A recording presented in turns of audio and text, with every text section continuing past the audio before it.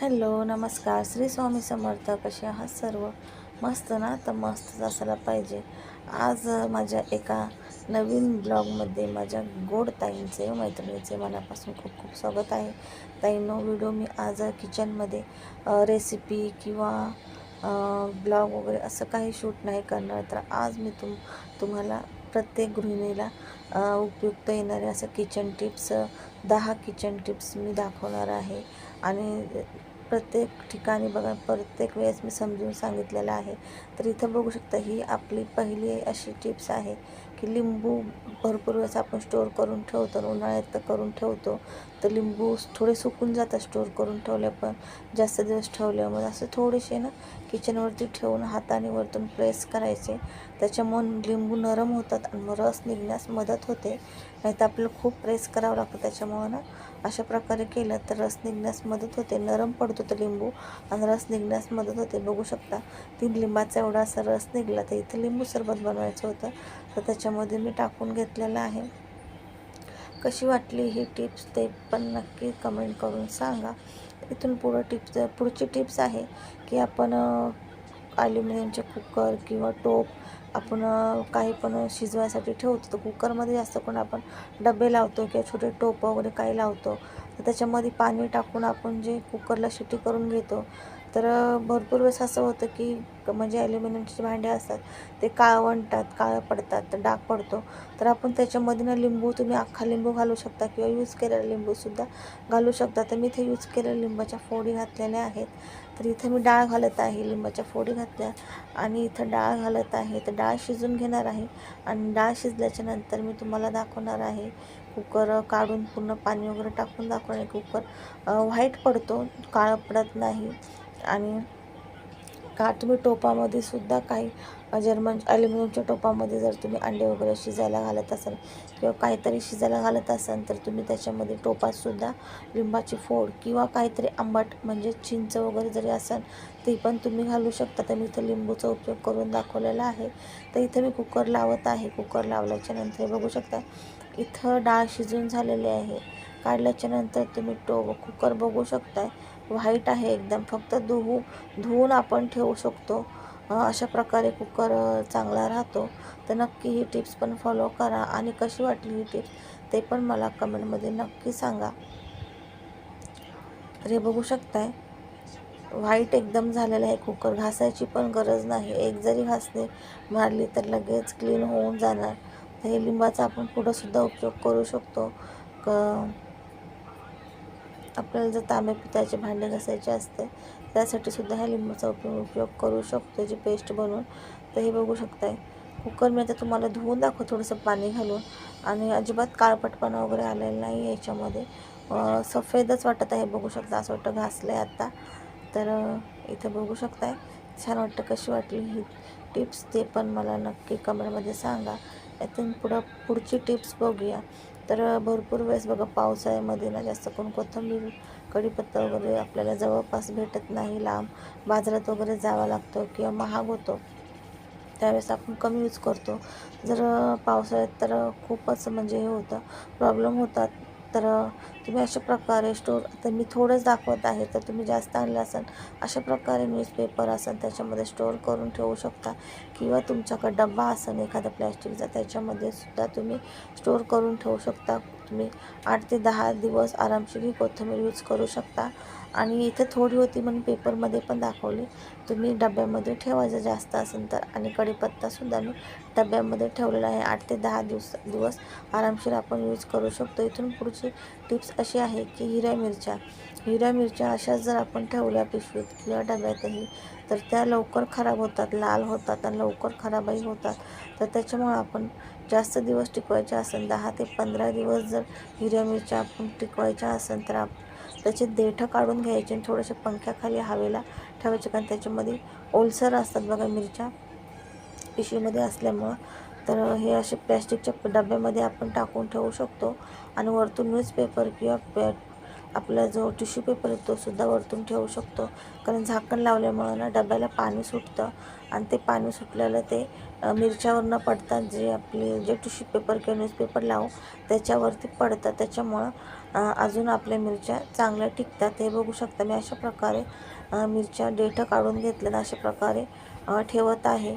कशी वाटली ही टिप्स तुम्हाला ते पण मला नक्की कमेंटमध्ये सांगा. नक्की फॉलो करा. ती प्रत्येक गोष्ट थोडी थोडीच करून दाखवलेली आहे. तर इथून पुढं आपली पुढची टिप्स अशी आहे, अद्रक. तर अद्रक पण बघा भरपूर वेळेस आपल्याला पावसाळ्यामध्ये चायसाठी आपल्याला चाय चांगला लागतो पावसाळ्यामध्ये अद्रकचा. तर आपण स्टोर करून कसं ठेवायचं, सोलून वगैरे पण तुम्ही ठेवू शकता, पण सोलून ठेवल्यावर मग ते लवकर सुकतं. त्यापेक्षा तुम्ही जर असंच फक्त कट करून ठेवलं आणि जर यूज करायला घेतल्यावरती तुम्ही सोललं किंवा साफ केलं त्यावेळेस ते अजून बेस्ट राहील. तर अशा प्रकारे मी पीस करून ठेवत आहे, म्हणजे जेणेकरून जर चायला वगैरे घेऊ तर आपण एखादा पीस किंवा 2 पीस असे घेऊ, कापायची गरज नाही. तर इथे थोडेसेच आहे तर मी या छोट्याशा डब्यात ठेवते आणि याच्यावरती सुद्धा तुम्ही टिश्यू पेपर लावून ठेवू शकता, जेणेकरून जे पाणी सुटून झाकणाला ते त्या पेपरवरती पडेल, म्हणजे आपली अद्रक 8 ते 10 दिवस चांगली राहील. इथून पुढं टिप्स आहे वाटाणे. तर वाटाणे बघा भरपूर म्हणजे वाटाण्याचं सीझन गेले, वाटाणे भेटत नाही आणि आपल्याला कधीतरी वाटाण्याची भाजी करायची असते किंवा काही स्पेशल भाजी असते त्याच्यामध्ये वाटाणे टाकले जातात. तर स्टोर करून कसे ठेवायचे 3 ते 6 महिन्यासाठी, 3 किंवा 6 महिन्यासाठी.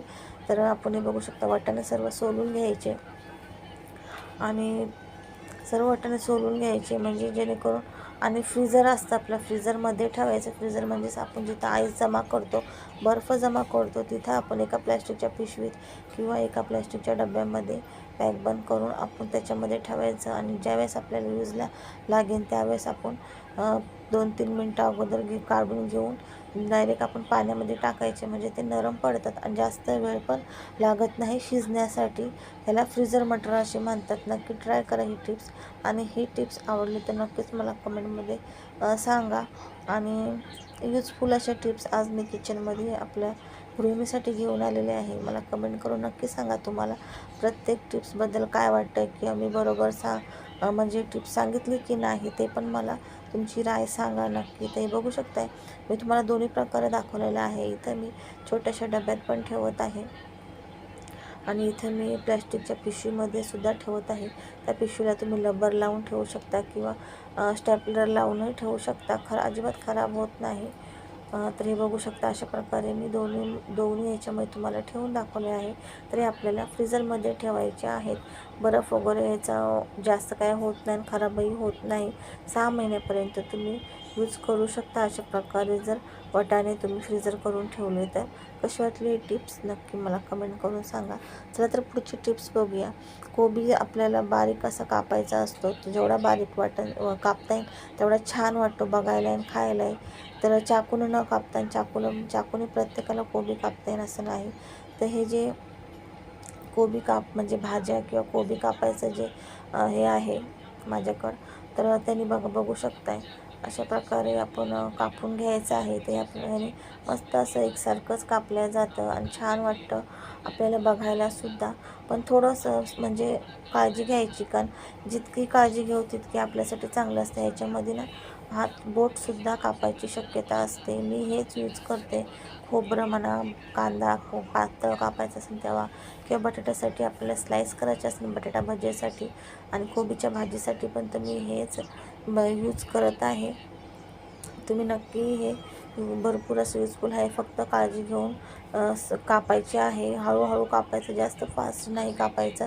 इथे आता मला सवय झालेली आहे त्यामुळं मला एवढं काय वाटत नाही. तरी पण माझासुद्धा हात कधी पण कापला जातो. तर इथं काळजी घेऊन आपल्याला ह्याने भाजी कापून घ्यायची आहे. कशी वाटली आजची ही टिप्स नक्की मला कमेंट करून सांगा. आवडली तर नक्कीच चॅनलला लाईक, शेअर, सबस्क्राईब करा आणि असेच नवीन नवीन छान छान असे व्हिडिओ बघण्यासाठी मला कमेंट करून सांगा. तर मस्त अशी आपली भाजी कापून झाली. पुढची टिप्स आहे, पावसाळ्यामध्ये कधीतरी भाजीला पण काही नसतं बघा, लवकर भाजी वगैरे पण भेटत नाही किंवा भाजीला घरात काही नाही, खूप पाऊस पडतो त्यावेळेस आपण सुकट वगैरे आणून ठेवतो, असं सुक्या जे मच्छी वगैरे असतात ते. तर ठेवल्यावरती काय होतं, फ्रीजमध्ये वगैरे ठेवल्यावर वास पण खूप येतो फ्रीज वगैरे खोलल्यावर, किंवा ना मुंग्या वगैरे पण लागायची शक्यता असते बाहेर ठेवल्यावर.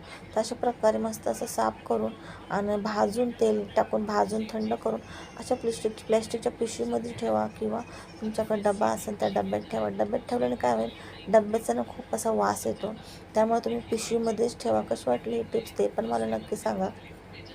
पुढची टिप्स अशी आहे की आपल्याकडे बघा सॉस वगैरे असतात, कोणतेही सॉस असू द्या, तर त्याची डेट वगैरे गेली तर आपण टाकून देतो. तर ते टाकून न देता तुम्ही अशा प्रकारे यूज करू शकता. तांबे पितळाची भांडी आहे तर ते तुम्ही घासू शकता, ते अजिबात फेकून देऊ नका.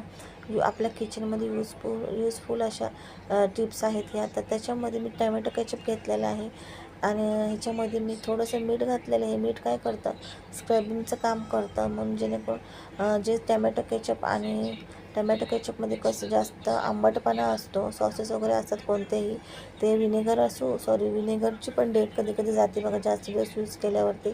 ते विनेगर असो, किंवा सोया सॉस असो, रेड चिली सॉस असो, किंवा ग्रीन चिली सॉस असो, किंवा टमॅटो सॉस असो, कोणताही सॉस असू द्या, तुम्ही त्याच्यामध्ये आंबटपणा जास्त असतो, त्याच्यामुळं ना तांबे पितळाची भांडे साफ करण्यास मदत होते. फक्त त्याच्यामध्ये थोडंसं ना मीठ टाका. मीठ हे जे स्क्रबिंगचं काम करतं त्याने छान मदत होते आपल्याला. तर इथं मी फक्त मीठ आणि टमॅटो सॉसनेच तांब्या घासून तुम्हाला दाखवलेला आहे. किती मस्त.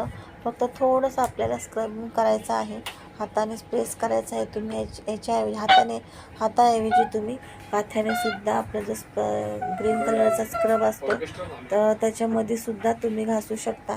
ते बघू शकता किती छान अशी तांब्या क्लीन झालेला आहे. तुम्हाला इथं धुवून दाखवते मी, आणि अजिबात हात वगैरे आपला काळा पडत नाही किंवा काही नाही. थोडंसं प्रेस करावं लागतं, कारण त्याच्यामध्ये ना मीठ असतं, त्याच्यामुळं मस्त असं चकाचक तांब्या निघलेला आहे. मी इथं साबण वगैरेचा काही उपयोग केलेला नाही आहे, फक्त टमॅटो केचप पण मीठच घातलेलं आहे. कशी वाटली ही टिप्स मला नक्की कमेंटमध्ये सांगा. आवडलीच तर नक्की टिप्स फॉलो करा. तर इथून पुढं आपण पुढची टिप्स बघूया काय आहे ती. तर हे बघू शकता मस्त असा तांब्या चकाचक झालेला आहे. नक्की टिप्स फॉलो करा. सॉस वगैरे असेल तर फेकून देऊ नका. चला तर बघूया ह्याची पुढची टिप्स.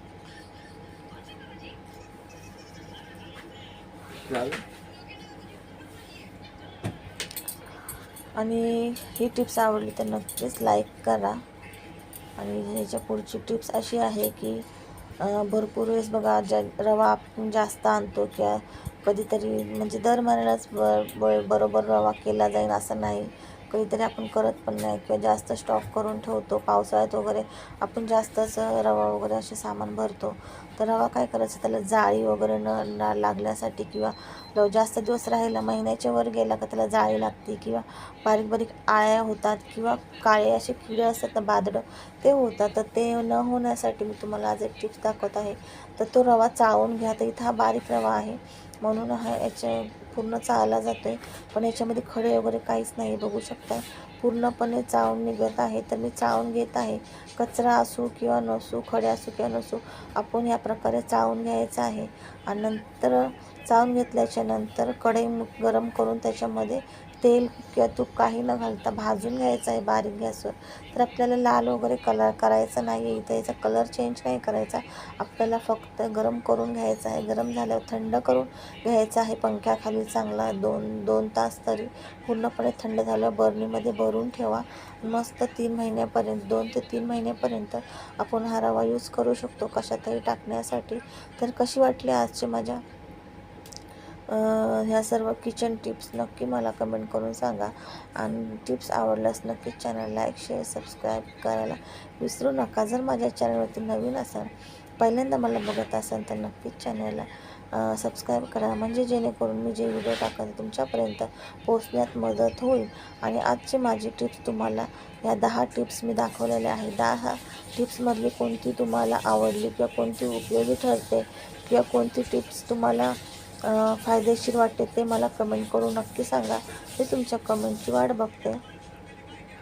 आणि मस्त असा रवा भाजून घेतलेला आहे बघा. तेल किंवा तूप काही घालायचं नाही आहे.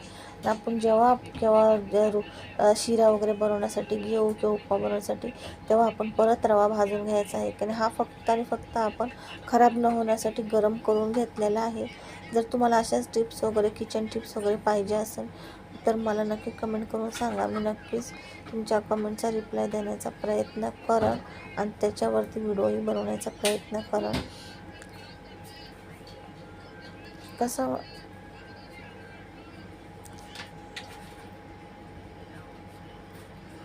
वाटलं मग आजचं किचन टिप्स बद्दल माझा जो व्हिडिओ होता तो नक्कीच तुम्हाला आवडला असेल. ते बघू शकता बरणीमध्ये भरून ठेवलेला आहे, पूर्णपणे रवा थंड झालेला आहे. कसा वाटला ताईंना व्हिडिओ आवडला चॅनल लाईक शेअर सबस्क्राईब करा. Bye bye.